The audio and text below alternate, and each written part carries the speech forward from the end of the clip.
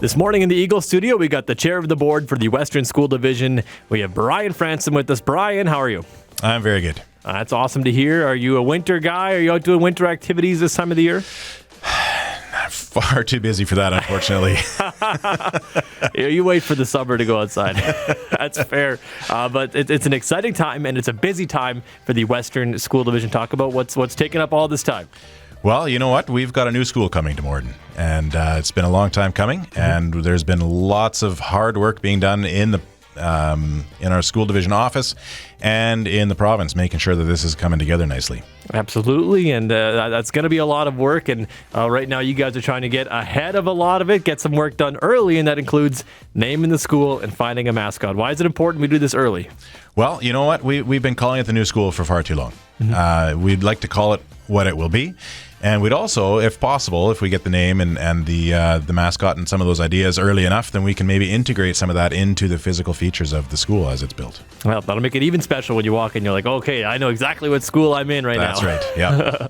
That's awesome. And so you guys have it on your website, westernsd.mb.ca. People can submit an application form there. And so when they're thinking of a school name, what are some things that maybe they should think about?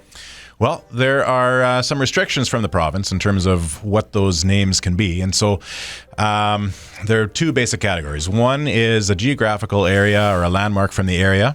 And the second is the name of a person. And that person should be someone who has made contributions either to education in the local area or in the province, or someone maybe who is a historical figure who has made a contribution to education, or someone who is a great role model for youth.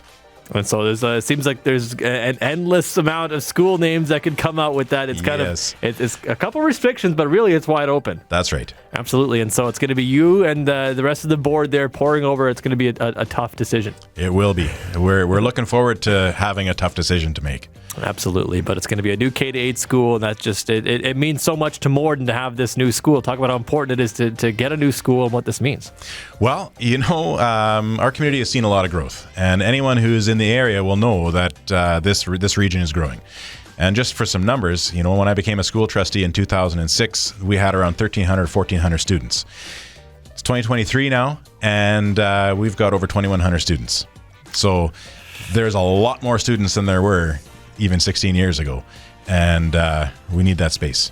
Absolutely. Space is good. I was over at GVC in those years where it was just packed in the hallways, and then suddenly the school split up and there's more room. It was more relaxing. It just makes for a better environment. Having this extra space it's gonna be really great. Yeah.